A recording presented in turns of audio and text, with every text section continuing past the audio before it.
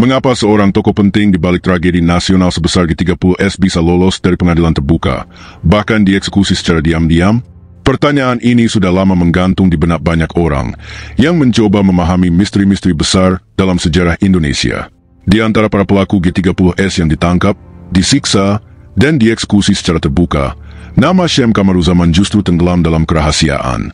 Padahal, ia disebut sebagai otak operasional di balik peristiwa kelam tahun 1965. Siapa sebenarnya dia? Kalau Anda peduli sejarah Indonesia yang jujur dan terbuka, tekan tombol like, subscribe, dan nyalakan loncengnya. Karena apa yang akan Anda dengar mungkin tidak akan Anda temukan di buku-buku pelajaran.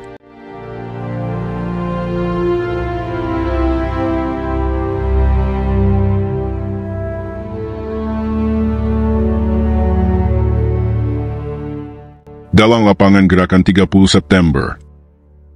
Gerakan 30 September 1965 bukan ledakan-ledakan dari konflik ideologis.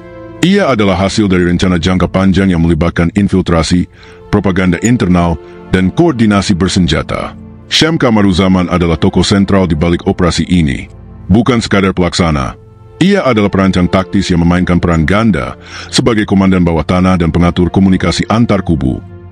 Sebagai Kepala Biro Khusus PKI, Syam memimpin unit yang sepenuhnya berada di luar struktur resmi partai. Biro ini tidak memiliki eksistensi administratif yang mudah dilacak. Ia hanya dikenal oleh segelintir elit PKI dan jaringan militer simpatisan. Misinya, menyusup ke jantung kekuasaan, yakni militer Indonesia. Dalam konteks negara yang sedang bergulat antara pengaruh Barat dan Timur, keberadaan Biro Khusus adalah seperti bara dalam sekam, bergerak diam-diam, membentuk sel-sel ideologis di tubuh Angkatan Darat. Peran Syam sangat krusial karena ia bertindak sebagai penghubung langsung antara PKI dan unsur militer pro-komunis. Dalam laporan pengadilan militer dan kesaksian pelaku, nama Syam muncul sebagai orang yang menyampaikan instruksi rahasia dari DNID kepada perwira militer muda progresif, seperti Letko Untung, Kolonel Latif, dan Brigjen Soparjo. Syamlah yang menyusun daftar target penculikan dan eksekusi, mayoritas terdiri dari para jenderal TNI Angkatan Darat yang dianggap anti-Soekarno dan mengancam posisi PKI di pemerintahan. Beberapa dari mereka disebut berada dalam Dewan Jenderal, istilah yang menurut narasi PKI mengacu pada rencana kudeta terhadap Presiden Soekarno. Namun, daftar tersebut bukan disusun sembarangan. Ia adalah produk analisis intelijen, hasil penyadapan, serta informasi internal yang diduga dikumpulkan lewat jaringan Biro Khusus di tubuh ABRI. Disinilah keahlian Syam sebagai ahli komunikasi dan intel menjadi nyata. Ia tidak hanya menentukan siapa yang dianggap berbahaya, tapi juga siapa yang bisa diajak bersekongkol. Rencana Syam bukan berhenti pada penculikan. Ia merancang struktur alternatif kekuasaan bernama Dewan Revolusi. Ini adalah entitas yang akan mengambil alih pemerintahan jika operasi berjalan sukses. Komposisinya mencerminkan upaya kompromi antara sipil dan militer pro-komunis, serta berfungsi sebagai legitimasi politik dari penggulingan struktur lama. Strategi ini menunjukkan bahwa G30S adalah upaya kudeta politik dengan klaim legalitas revolusioner, bukan sekadar serangan militer. Yang mengejutkan adalah betapa tersentralisasi peran Syam dalam seluruh rangkaian operasi. Aidit memang dianggap ideolog utama PKI, tapi ia lebih bersifat politis. Dalam tataran teknis, lapangan, dan perintah harian, Syam yang memegang kendali. Ia menjadi semacam komandan bayangan yang menggerakkan semua lini, komunikasi antar sel, penentuan target, alur logistik, dan penanganan pasca aksi. Bahkan banyak yang menyebut Syam lebih tahu apa yang terjadi di lapangan ketimbang Aidit sendiri. Pertanyaan pentingnya adalah, bagaimana seorang sipil bisa mengatur strategi militer sekompleks ini tanpa terdeteksi secara dini oleh aparat intelijen negara? Inilah yang kemudian menimbulkan dugaan bahwa operasi G30S sesungguhnya telah lama dimonitor atau bahkan dibiarkan terjadi oleh kekuatan lain, entah dari dalam militer sendiri atau dari jaringan intelijen asing, yang kala itu bermain dalam arena perang dingin. Misteri yang membayang, intel PKI atau agen ganda? Dari sekian banyak nama yang terlibat dalam tragedi G30S, Syam Kamaruzaman adalah sosok yang paling membingungkan. Ia bukan hanya aktor kunci dalam perencanaan gerakan, tetapi juga anehnya, adalah satu-satunya tokoh penting yang tidak langsung ditangkap, tidak langsung diburu, dan tidak dipublikasikan sebagai musuh negara di awal-awal peristiwa. Selama 2 tahun penuh, tahun 1965-1967, Syam menghilang. Bukan melarikan diri ke luar negeri, bukan pula berpindah-pindah kota dalam pelarian panik.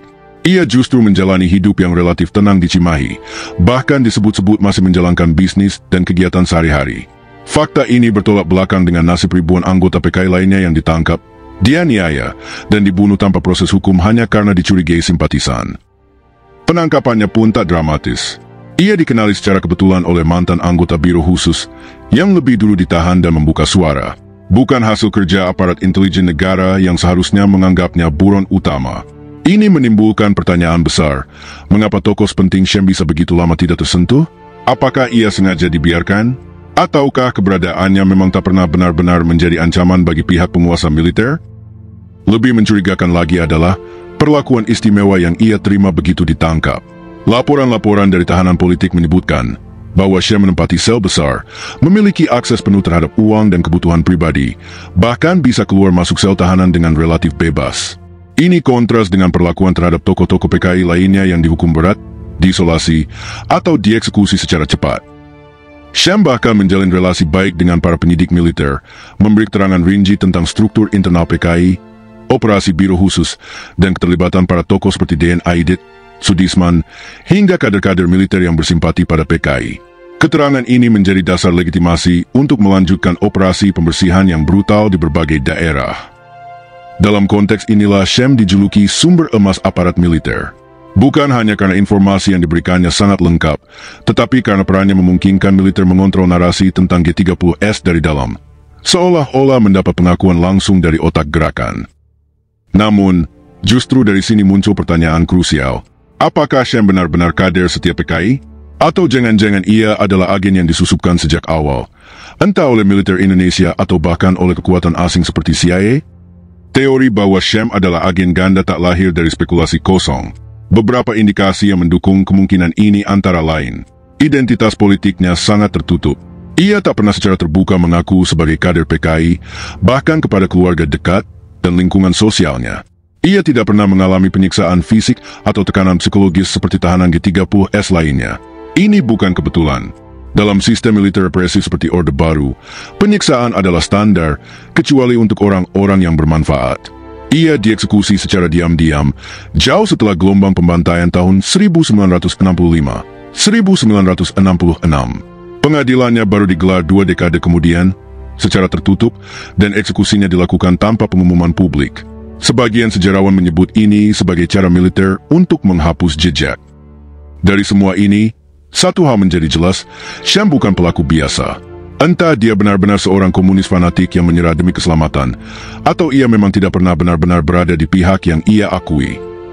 Jika kita anggap bahwa Syam adalah agen militer, maka G30S bisa dilihat sebagai sebuah operasi dalam operasi, sebuah gerakan yang dibiarkan tumbuh, lalu dijadikan justifikasi untuk melakukan kudeta militer secara terstruktur.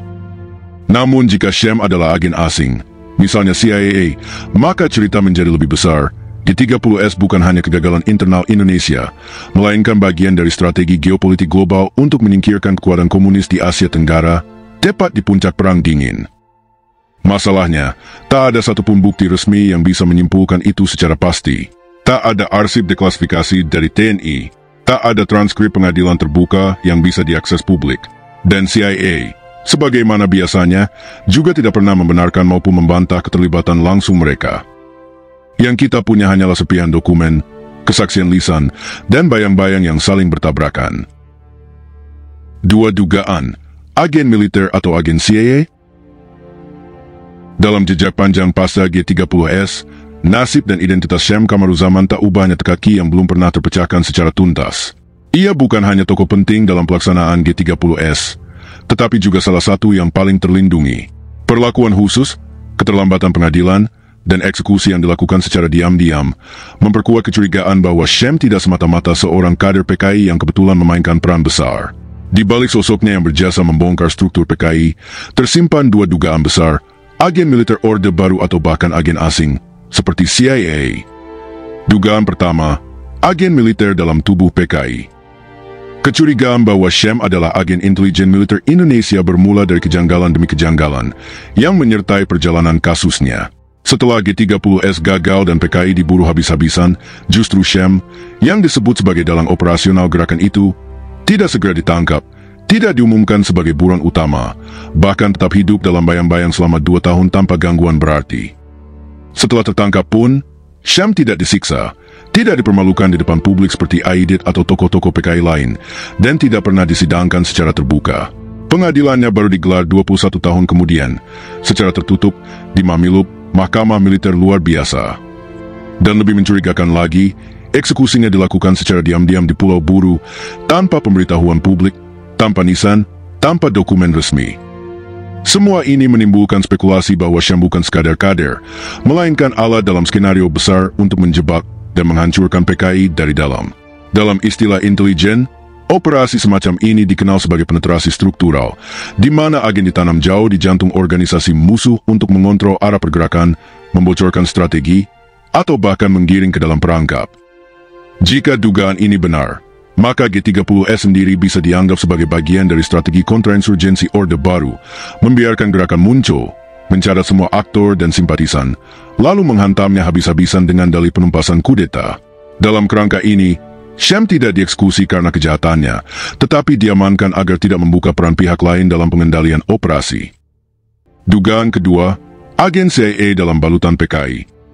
Sementara itu, teori lain yang tak kalah mengguncang menyebut bahwa Sham adalah agen CIA. Teori ini berpijak pada konteks geopolitik global waktu itu. Tahun 1960-an adalah masa-masa puncak Perang Dingin, di mana Amerika Serikat secara aktif terlibat dalam pemberantasan komunisme di berbagai negara berkembang. Dari Guatemala, Iran, hingga Vietnam, CIA berulang kali terbukti memainkan peran di balik kudeta atau destabilisasi kekuatan kiri. Di Indonesia sendiri, hubungan antara CIA dan militer anti-komunis sudah terbentuk sejak tahun 1950-an. Dokumen yang telah dideklasifikasi oleh National Security Archive (AS) menunjukkan bahwa Amerika sangat khawatir dengan pengaruh PKI yang kala itu menjadi partai komunis terbesar di luar Tiongkok dan Uni Soviet. Keterlibatan Amerika Serikat dalam mengatur jalannya informasi, dukungan logistik militer, bahkan penyusunan daftar tokoh PKI yang akan dinetralisir juga bukan rahasia lagi di kalangan sejarawan. Dalam skenario ini, Sham bukan agen Orde Baru, tapi instrumen CIA yang disusupkan ke tubuh PKI untuk menciptakan kekacauan internal, merusak kredibilitas partai, dan memicu benturan frontal dengan militer Indonesia. Jika G30S adalah jebakan, maka Sham adalah pemantiknya, mendorong PKI melakukan manuver fatal yang justru menjadi dalih pembantaian massal terhadap jutaan simpatisan kiri. Teori ini diperkuat oleh pola-pola yang mirip di negara lain. Di Chili, agen CIA membantu kelompok militer menjatuhkan Presiden Salvador Allende yang berhaluan sosialis. Di Iran, CIA mengatur kudeta terhadap pemerintahan Mossadegh untuk menyelamatkan kepentingan minyak. Di Indonesia, apakah skenarionya serupa? Jika benar, maka Sham bukan hanya agen, tetapi saksi kunci dari intervensi asing paling brutal dalam sejarah politik Indonesia. Ia menyimpan rahasia besar yang tak boleh keluar ke publik. Mungkin inilah alasan mengapa pengadilannya dilakukan tertutup dan kematiannya tidak diumumkan. Sayangnya, kedua dugaan ini tetap berada di wilayah spekulasi. Tidak ada satupun dokumen resmi militer Indonesia yang membuktikan bahwa Sham adalah agen rahasia negara. Demikian pula dari sisi Amerika. Dokumen-dokumen CIA yang berkaitan dengan Indonesia tahun 1965 sebagian besar masih disegel, dan yang dibuka pun tidak menyebut nama Sham secara eksplisit. Hingga hari ini, tidak pernah ada investigasi independen yang mencoba menelusuri keterkaitan Sham dengan jaringan intelijen, baik lokal maupun asing. Sejarah Indonesia pasca tahun 1965 lebih banyak dibentuk oleh narasi negara yang menutup rapat celah-celah pertanyaan. Namun, fakta-fakta yang tersisa memberikan cukup alasan untuk meragukan versi resmi. Sham terlalu tenang untuk seorang pelaku utama kudeta, terlalu terlindungi untuk seorang kader partai terlarang, terlalu banyak tahu untuk sekadar pengikut, dan terlalu cepat dilupakan setelah kematiannya. Apakah Sham Kamaruzaman seorang kader fanatik yang membelot demi keselamatan? Ataukah ia sejak awal adalah aktor intelijen, bagian dari skenario lebih besar untuk menggulingkan Soekarno dan menghancurkan PKI? Kita mungkin tak akan pernah tahu dengan pasti. Tapi justru karena itulah, pertanyaan tentang siapa Sham sebenarnya tidak boleh berhenti ditanyakan. Sebab di balik misterinya, tersimpan kunci untuk membuka peristiwa tahun 1965 secara lebih jernih, bukan dari propaganda, tapi dari keberanian menelusuri kebenaran sejarah, sekompleks dan sesakit apapun itu. Jejak yang belum usai. Syam Kamaruzaman mungkin sudah lama tiada, tapi bayangannya masih menyelimuti sejarah Indonesia yang penuh luka dan rahasia. Ia adalah potret dari betapa rapuhnya kebenaran ketika negara menulis sejarahnya tanpa transparansi. Membongkar siapa dia sesungguhnya bukan semata demi akademik atau nostalgia sejarah. Ini tentang kejujuran kolektif, tentang keberanian bangsa untuk menghadapi masa lalunya yang kelam, agar tak terus-menerus tersesat dalam bayang-bayang propaganda dan ketakutan. Siapa sebenarnya Syam? Hingga kini, tak ada yang bisa menjawab dengan pasti. Tapi justru karena itu, pertanyaannya tidak boleh berhenti ditanyakan. Catatan investigatif ini ditujukan untuk membuka ruang diskusi dan kritik terhadap narasi tunggal sejarah Indonesia. Jika Anda memiliki dokumen, kesaksian, atau sumber yang relevan, silakan berbagi demi terangnya masa lalu kita bersama. Kita tidak butuh propaganda, kita butuh transparansi. Kalau Anda punya dokumen, kesaksian, atau cerita tentang Syam, tulis di komentar atau kirim ke email yang ada di deskripsi. Karena sejarah tak akan pernah jernih kalau kita tidak berani bertanya. Klik like, share video ini, dan subscribe. Tag temanmu yang tertarik sejarah Indonesia. Ajak mereka ikut diskusi. Karena semakin banyak yang tahu, semakin dekat kita pada kebenaran.